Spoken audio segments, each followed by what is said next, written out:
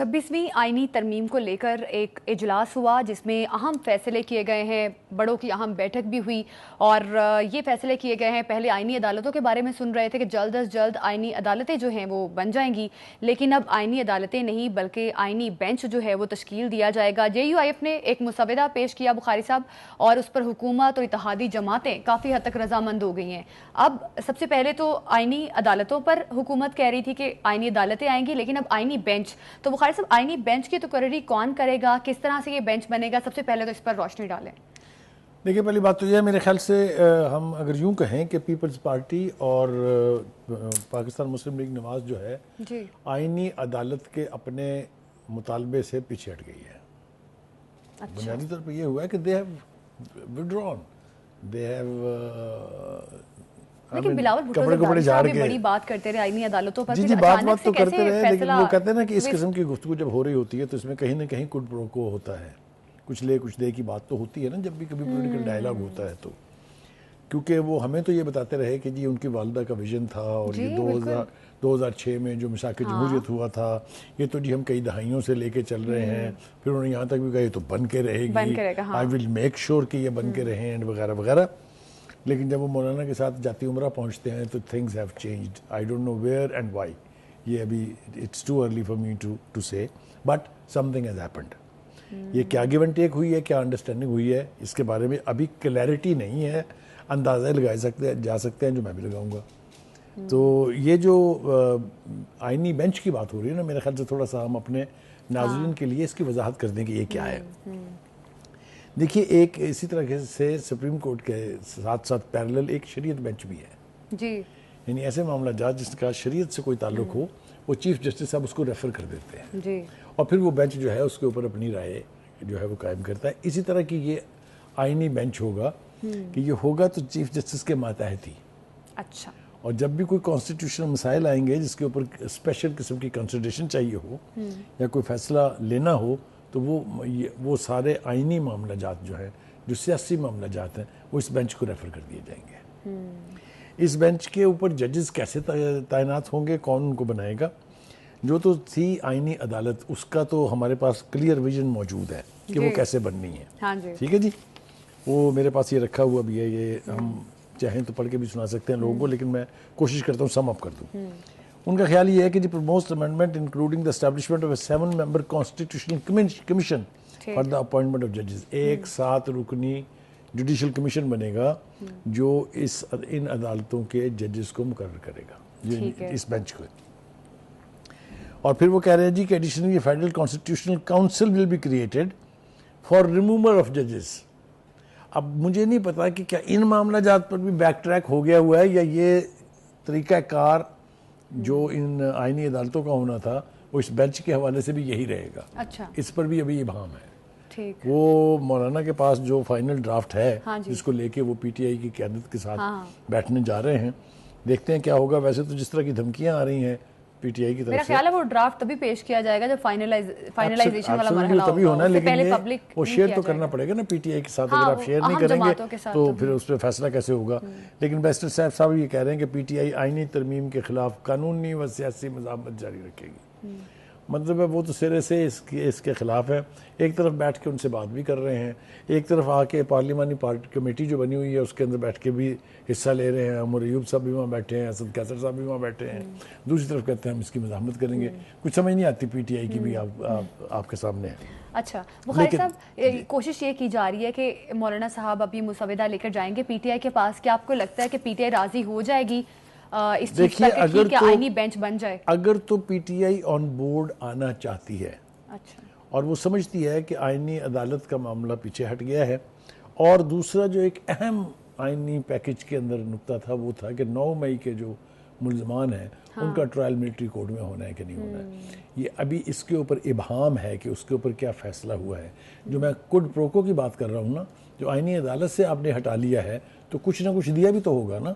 ये नहीं हो सकता ना कि आप ख्वाहिश करें, आपकी हर ख्वाहिश पूरी हो जाए, आप दूसरे के किसी मुतालबे को ज़ेर गौर ही ना लाएं। ये नहीं होता। तो ये अभी अल्टीमेटली हमें बाद में पता चलेगा कि असल में हुआ क्या है। कई लेवल्स के ऊपर जो है वो बातचीत हो रही है। देखिए 2 दिन तो यहाँ लगे अपने जाती उम्रा में, ہاں جی. پوری قیادت جو ہے اس پیپلز پارٹی کی، بلاول بھٹو بھی وہاں موجود تھے، وہاں زرداری صاحب بھی تھے، نواز شریف صاحب بھی تھے، شہباز شریف صاحب بھی تھے، مولانا فضل الرحمان بھی تھے، غفور حیدری صاحب بھی تھے، سوری طلحہ جو ان کے ایک اور پارٹی کے رکن ہیں وہ بھی تھے، اور بھی لوگ وہاں موجود تھے، گورنر پنجاب بھی موجود تھے. کیا فائنل فیصلے ہوئے ہیں وہاں وہ ابھی ہمیں نہیں پتہ ہے. ابھی تک تو ہمیں صرف یہ پتہ چلا ہے کہ آئینی عدالت سے دونوں بڑی پارٹیوں نے بیک فٹ پہ چلے گئے ہیں جی. لیکن باقی کیا ہوا ہے وہ جب یہ میٹنگ ہو جائے گی مولانا کی پی ٹی آئی سے اور یہ ڈرافٹ پھر الٹیمیٹلی پارلیمنٹ میں آنے کے لیے تیار ہوگا، اصل میں پتہ اس وقت ہی لگنا ہے کہ ہوا کیا ہے، کس نے کیا پایا ہے اور کس نے کیا کھویا ہے. ٹھیک ہے جی. اچھا بخاری صاحب، اب یہ بھی مولانا فضل الرحمان نے کہا کہ متفقہ طور پر اس ڈرافٹ کو پیش کیا جائے گا اور پھر ہی منظوری ہوگی آگے جا کے کہ تمام پارٹیز متفقہ طور پر اس کو ایکسیپٹ کریں.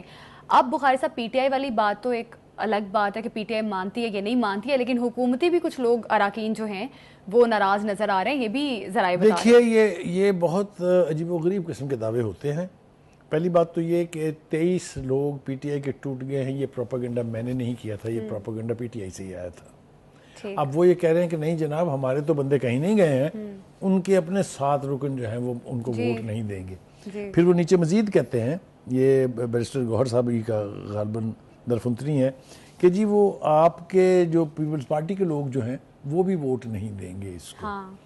دیکھیے بات یہ ہے کہ اگر ایسی صورتحال ہو کہ حکومت کو یہ ہلکا سا خدشہ بھی ہو کہ ان کا بل جو ہے وہ پاس نہیں ہوگا، تو بل اگر وہ پارلیمنٹ میں لائیں گے تو گورنمنٹ گئی، کیونکہ جو گورنمنٹ اپنا بل ڈیفینڈ نہیں کر سکتی اس کو پھر ریزائن کرنا پڑتا ہے ڈیموکریٹک پروسیس کے تحت. ٹھیک ہے. تو ایک تو یہ کہ اگر بل پارلیمنٹ میں ٹیبل ہو جائے گا تو آپ سمجھ لیں کہ پاس بھی ہو جائے گا. کیسے مینج کریں گے اس کی وضاحت میرا کام نہیں ہے کرنا. مینج کریں گے، خرید و فروخت کی بات میں کرنا نہیں چاہتا ہوں، لیکن یہ کہ اگر ان کے پاس نمبر پورے نہیں ہوں گے تو یہ بل پیش نہیں ہوگا. دوسری بات ایک اور چھوٹی سی درفنتنی میں چھوڑنا چاہتا ہوں خود بھی، وہ یہ ہے کہ ہم سارا کچھ جو ہے وہ نمبر گیم کے حوالے سے باتیں کر رہے ہیں. کوئی ساتھ حکومت کے ووٹ نہیں دیں گے، فلانی ووٹ دیں گے، نمبر پورے ہیں نمبر پورے نہیں ہیں.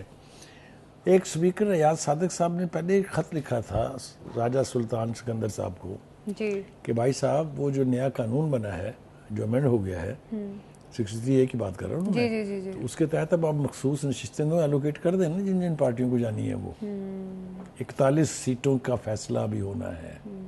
پھر انہوں نے دوسرا خط لکھا ان کو اور کہا میں آپ کو ریمائنڈ کرا رہا ہوں کہ میں نے پہلے بھی تمہیں کہا تھا یہ قانون بن چکا ہے، لہذا اس کے مطابق فوری طور پر فیصلہ کرے. الیکشن کمیشن کے 2 اجلاس ہوئے ہیں اس کے اوپر، ابھی تو فیصلہ نہیں ہوا، لیکن اگر ہو گیا تو پھر نہ انہیں مولانا فضل الرحمان کی منتیں کرنے کی ضرورت ہے اور نہ ہی پی ٹی آئی کی. لیکن مولانا کو پروٹوکول تو دیا جا رہا ہے کہ مولانا کے بغیر شاید آئینی ترامیم پیش نہیں کی جا سکتی. ابھی تو اس لیے کہ اس پوری پیکج کو ایک کریڈیبلٹی کی ضرورت تو ہے. ایون کئی روز لگا کر مسودہ تیار کیا جے یو آئی ایف نے، مولانا فضل الرحمان نے، اور ان کے مسودے پر ہی حکومت اور پیپلز پارٹی جماعتیں جو ہیں راضی ہوئی ہیں. تو کچھ نہ کچھ امپیکٹ تو مولانا صاحب کا نظر آ رہا ہے. دیکھیے اس کو اس طرح سے کہیے کہ مسودہ حکومت ہی کا ہے، اس میں باقی کی پارٹیوں نے اپنی اپنی تجاویز دے کے اس میں شامل کروائی ہیں. اچھا ہاں، ہر ایک کے مسودے ہوں تو پھر ہر ایک اپنی اپنی ٹوپی لے کے گھومتا پھرے گا نا. جس کی جو بات ہو رہی ہے کہ جی کنسنسس ہو گیا ایک ڈرافٹ کے اوپر، تو وہ سارا کچھ ایک جگہ آیا ہے تو تبھی ہوا ہے نا. ٹھیک ہے جی. دوسری بات یہ ہے کہ اب دیکھنا یہ ہے کہ یہ اونٹ کس کروٹ بیٹھے گا. کل کا دن کروشل ہے. نیشنل اسمبلی کا اجلاس بھی بلایا ہوا ہے، سینٹ بھی ان سیشن ہے، آپ کے سامنے آج دونوں کے اجلاس ہوئے ہیں. یہ کچھ نہ کچھ ہوگا سڈن، یہ میں آپ کو بتا رہا ہوں. کچھ نہ کچھ تبدیلی ریڈیکل آئے گی زمینی حقائق میں، اور یہ اگر ٹیبل ہو گئی تو پاس ہو جائے گی. یہ میری بات آپ لکھ لیجئے. ٹھیک. ایک طرف تو کل کا اہم اجلاس ہے اور دوسری طرف پی ٹی آئی نے ملک گیر احتجاج کی کال بھی دے دی ہے. اب آپ دیکھیے جو ایک دعویٰ کیا جا رہا ہے کہ جی مولانا فضل الرحمان صاحب آج میں نہ لیں گے ان کو، آپ اس کو دیکھیے. وہ مجھے سمجھ میں آتی ہے کہ آپ کو اپنی چپ اوپر رکھنے پڑتے ہیں. اگر آپ نے بہتر بارگین لینی ہو تو آپ کو دھمکیاں دیتے رہنا پڑے گا کہ ہم احتجاج کریں گے، ملک گیر احتجاج کریں گے.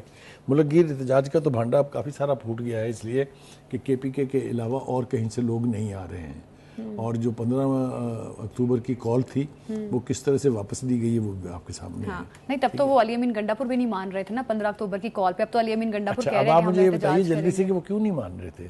اس لیے کہ وہ کہہ رہے تھے میرے ورکر تھک گئے ہیں.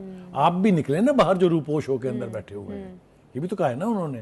اس کا مطلب یہ کہ لوگوں کو لانا مشکل ہوتا جا رہا ہے.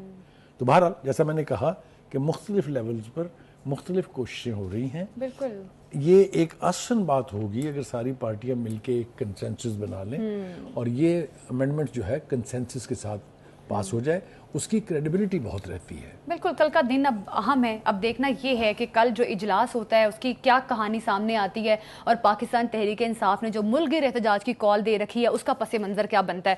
یوٹیوب پر گوگلی نیوز دیکھنے کے لیے youtube.com کی سرچ بار میں googly news T V type کریں. گوگلی نیوز کے پیج پر سرخ رنگ کے سبسکرپشن والے بٹن پر کلک کرنا